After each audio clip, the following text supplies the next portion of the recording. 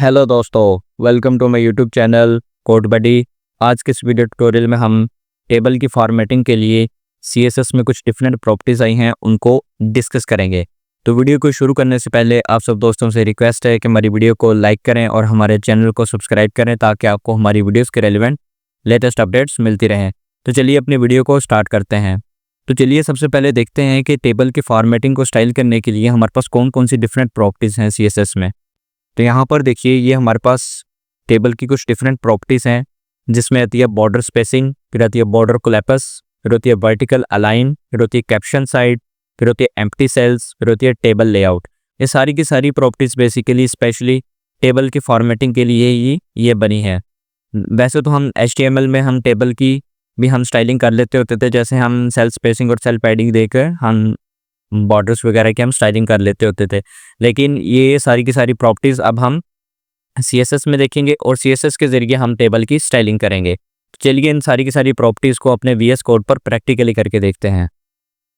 तो यहाँ पर देखिए, यहाँ पर मैंने एक बेसिक डॉक्यूमेंट मैंने रेडी किया हुआ है, जहाँ पर मैंने एक H1 यहाँ पर मैंने लिया हुआ है, ये देखिए, और यहाँ पर एक टेबल डाटा लिया हुआ है। यहाँ पर ये देखिए कुछ एम्प्लॉइज़ का रिकॉर्ड लिया हुआ है। यहाँ पर ये देखिए कुछ उनकी सेविंग्स हैं। यहाँ पर सबसे पहले ये देखिए मैंने टेबल लिया हुआ है और यहाँ पर TD और TRs वगैरह यहाँ पर सेट किए हुए हैं फॉर डाटा के लिए, और ये देखिए उनको फिर मैंने बॉर्डर भी सेट किया हुआ है। तो चलिए अपने कोड की तरफ चलते हैं और इन सारी प्रॉपर्टीज़ को प्रैक्टिकली करके देखते हैं। तो यहाँ पर देखिए अपने VS कोड में ये देखिए एक हेडिंग है और यहाँ पर भी टेबल है।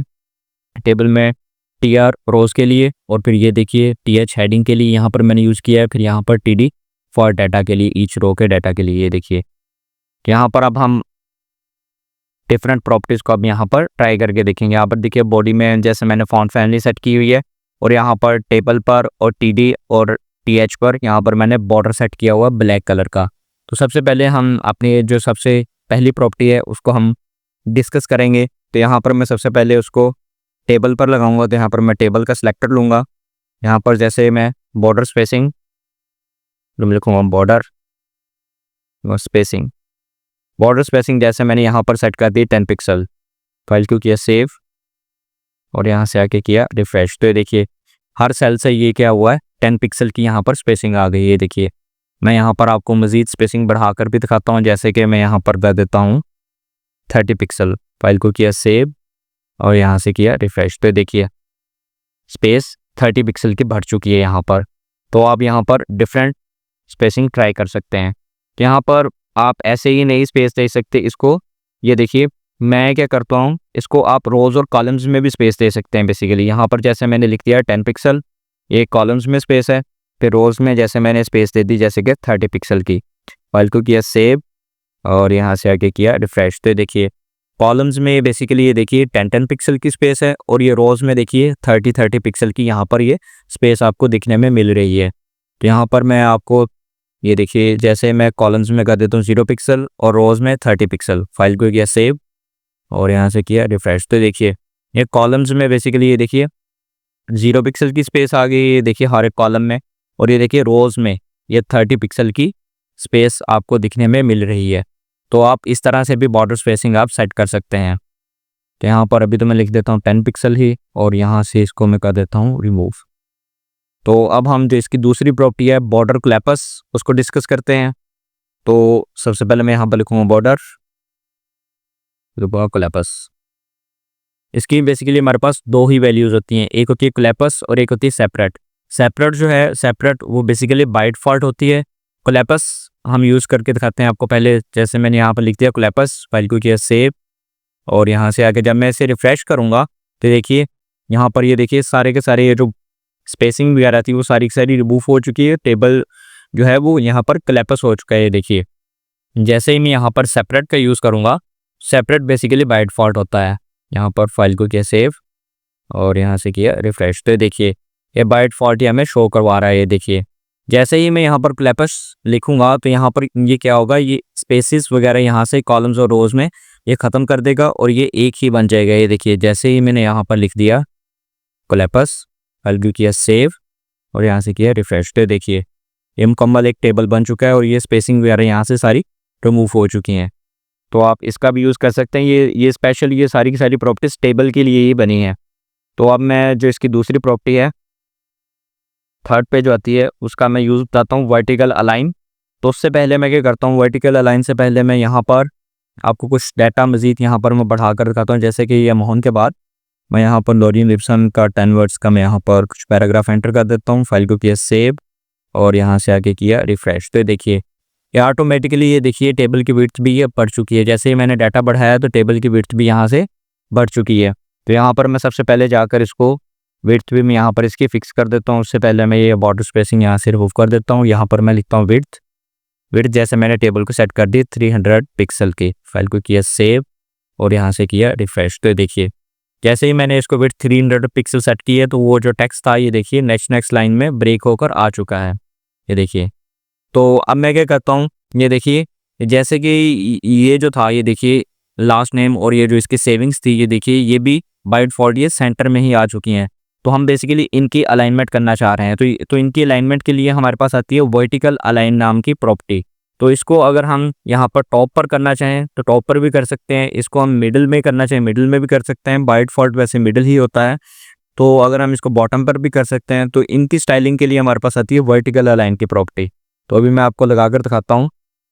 जैसे कि मैं यहाँ पर टी डी पर लगाऊंगा, जितने मेरे पास टी डी हैं वो क्या हो जाए, वर्टिकल अलाइन टॉप हो जाए। बेसिकली इसकी भी 3 वैल्यूज़ होती हैं वर्टिकल अलाइन की, एक होती है टॉप, एक होती है मिडल, एक होती है बॉटम। मिडल जो है वो बाय डिफॉल्ट होती है। अभी मैं टॉप लगाता हूँ, फाइल को किया सेव और यहाँ से आगे किया रिफ्रेश। तो देखिए ये टॉप हो चुका है यहाँ पर ये डाटा। तो मिडल तो बाय डिफॉल्ट है, मैं आपको यहाँ पर बॉटम लगा कर बताता हूँ। फाइल को किया सेव और यहाँ से आगे किया रिफ्रेश। तो देखिए डाटा जो है वो बॉटम हो चुका है यहाँ पर, ये देखिए। ये सारे डी पर ही ये इसी तरह से होगा। जिसमें भी आप यहाँ पर डाटा बढ़ाएंगे तो वो इसी तरह से आप उनकी भी स्टाइलिंग कर सकते हैं, अलाइनमेंट कर सकते हैं। तो अब मैं क्या करता हूँ, अपना जो यहाँ पर मैं कर देता हूँ सबसे पहले टॉप, ये देखिए ये टॉप हो चुका है यहाँ से। तो अब मैं इसकी जो फोर्थ प्रॉपर्टी है कैप्शन साइड उसका मैं यूज़ दिखाता हूँ आपको करके। तो उससे पहले मैं क्या करता हूँ, यहाँ पर मैं एक कैप्शन डाल देता हूँ टेबल में। और कैप्शन में जैसे कि मैं यहाँ पर लिख देता हूँ जैसे एम्प्लॉय रिकॉर्ड। फाइल को किया सेव और यहाँ से आके मैंने किया रिफ्रेश। तो देखिए यहाँ पर ये कैप्शन हमारे पास सक्सेसफुली यहाँ पर लिखा हुआ आ चुका है। यहाँ पर अब मैं लिखूंगा कैप्शन साइड। तो यहाँ पर मैं इसकी स्टाइलिंग के लिए यहाँ पर लिखूंगा मैं कैप्शन और यहाँ पर जो हमारी प्रॉपर्टी है कैप्शन साइड, ये देखिए इसमें बेसिकली 2 ही वैल्यूज़ होती हैं, एक होती है टॉप और एक होती है बॉटम। बाय डिफॉल्ट वो टॉप होती है और इसको हम सबसे पहले बॉटम सेट करके देखते हैं। फाइल को किया सेव और यहाँ से आके मैंने किया रिफ्रेश। तो देखिए ये टॉप से उठ कर ये नीचे आ चुका है। तो बाय डिफॉल्ट जो होती है वो हमारे पास टॉप ही होती है, ये देखिए। अभी मैं इसको कुछ भी नहीं देता, फाइल को किया सेव और यहाँ से आगे किया रिफ्रेश। तो देखिए यहाँ पर टॉप पर ही है ये वैल्यू। तो आप इसको अपनी मर्जी से भी सेट कर सकते हैं। फाइल को किया सेव, ये देखिए अब मैंने टॉप लिखा है तो ये बेसिकली टॉप पर ही रहेगा। तो अब जो हमारे पास इसकी जो सेकंड लास्ट प्रॉपर्टी है एम्प्टी सेल्स, उसको डिस्कस करते हैं। तो एम्प्टी सेल्स के लिए मैं क्या करूँगा, यहाँ पर ये जो है सेविंग, इसको मैं बेसिकली यहाँ से रिमूव कर देता हूँ। फाइल को किया सेव और यहाँ से आके मैंने किया रिफ्रेश। तो देखिए यहाँ से ये डाटा तो यहाँ से रिमूव हो चुका है, लेकिन ये सेल हमारे पास अभी भी मौजूद है। तो ये सेल हमारे पास अभी भी क्यों मौजूद है, क्योंकि यहाँ पर हमने एम्प्टी सेल का हमने यूज़ नहीं किया। तो यहाँ पर मैं क्या करूँगा, यहाँ पर मैं आकर एम्प्टी सेल का मैं यूज़ करूँगा।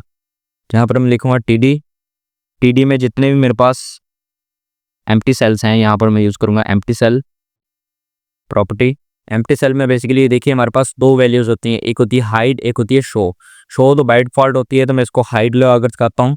फाइल को किया सेव और यहाँ से आके मैंने किया रिफ्रेश। तो देखिए यहाँ से ये रिमूव हो चुकी है। देखिए जैसे ही मैं इसको यहाँ पर शो करूँगा तो ये शो होगी यहाँ हमें, ये देखिए। फाइल को किया सेव और यहाँ से आके मैंने किया रिफ्रेश। तो देखिए यहाँ पर ये बॉर्डर वगैरह हमें प्रॉपर शो हो रहे हैं।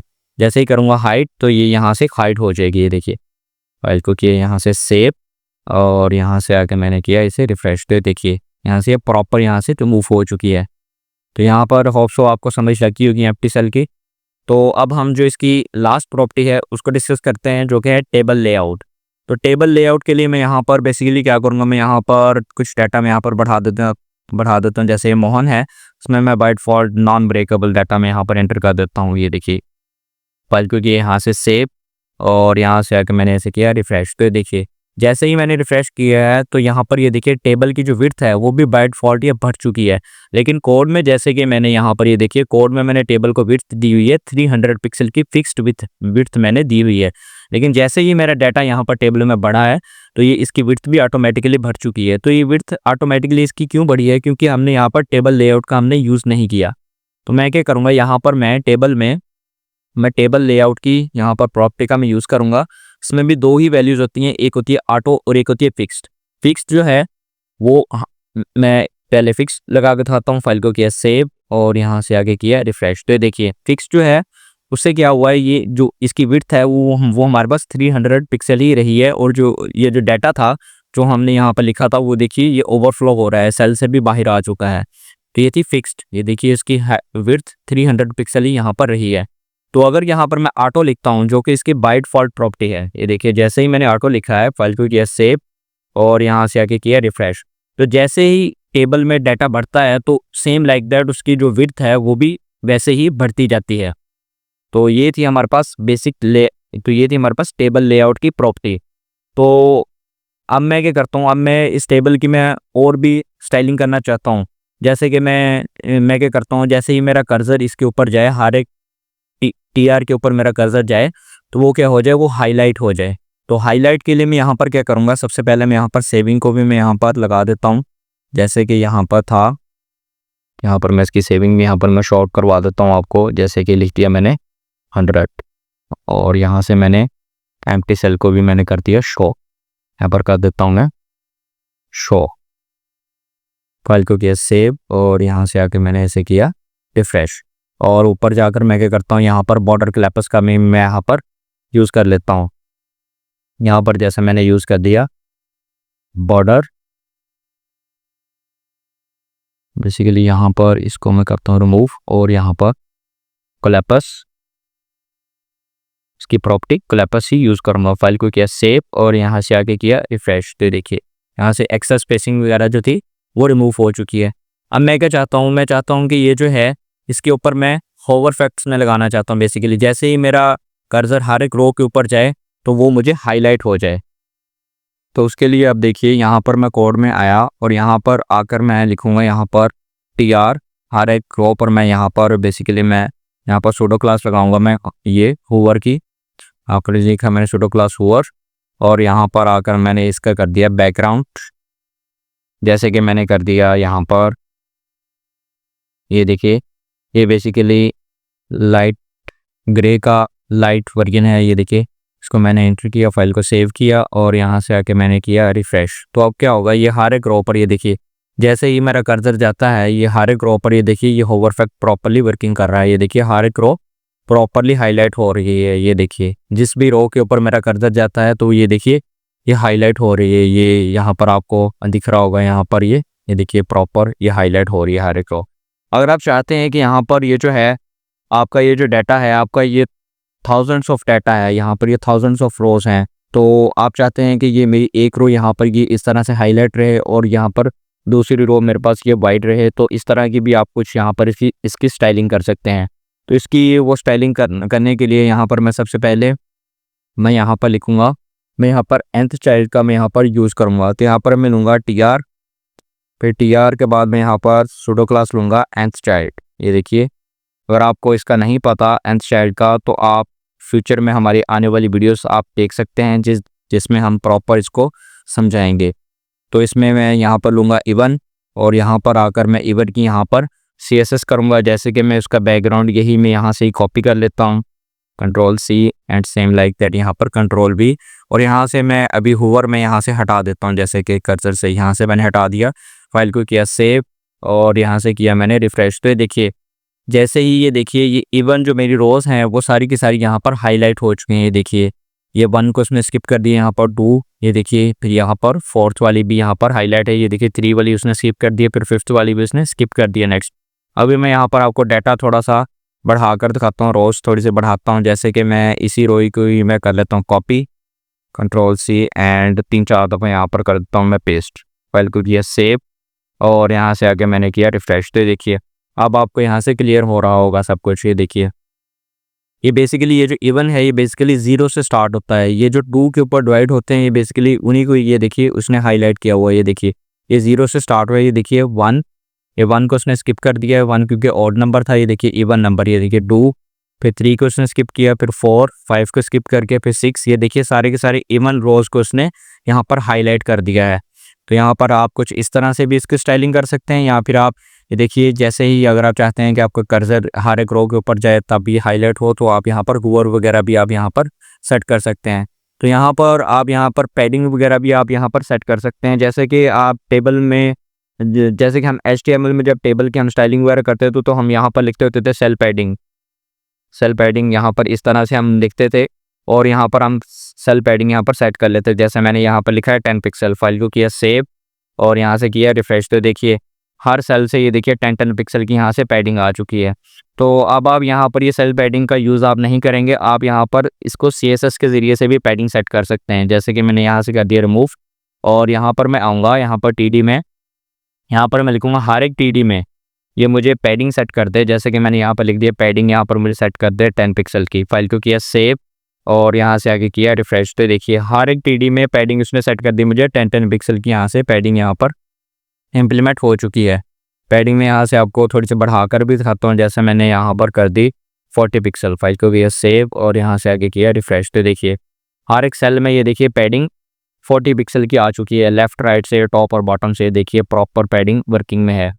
तो आप पैडिंग का शॉर्ट हैंड भी दे सकते हैं, जैसे कि यहाँ पर टॉप और बॉटम से 10 पिक्सल, और जैसे कि सेम लाइक दैट लेफ्ट और राइट से मैं यहाँ पर लिख देता हूँ 30 पिक्सल, फाइल को किया सेव और यहाँ से आगे किया रिफ्रेश, तो देखिए टॉप और बॉटम से 10 पिक्सल की है पैडिंग, और लेफ्ट और राइट से ये देखिए 30 पिक्सल की यहाँ पर पैडिंग आपको देखने को मिल रही है। तो ये पैडिंग का शॉर्ट हैंड था, तो आप इस तरह से भी लगा सकते हैं। यहाँ पर आपने एक चीज़ नोटिस की होगी, ये देखिए ये सेल, ये जो है पैडिंग, ये देखिए ये यहाँ पर TH में वर्किंग नहीं कर रही। जैसे कि सेल पैडिंग में ये होता था कि ये सारे ही सेल्स में ये लगती होती थी पैडिंग, यहाँ पर ये देखिए ये TH पर वर्किंग नहीं कर रही, क्योंकि यहाँ पर हमने TD में यहाँ पर हमने TH हमने लिखा ही नहीं था। तो इस पर वर्किंग कराने के लिए मैं यहाँ पर TH को भी मैं यहाँ पर एंटर कर लेता हूँ, फाइल को किया सेव और अब ये TH पर भी वर्किंग करेगी। ये देखिए अब ये TH पर भी सेम लाइक दैट वर्किंग कर रही है।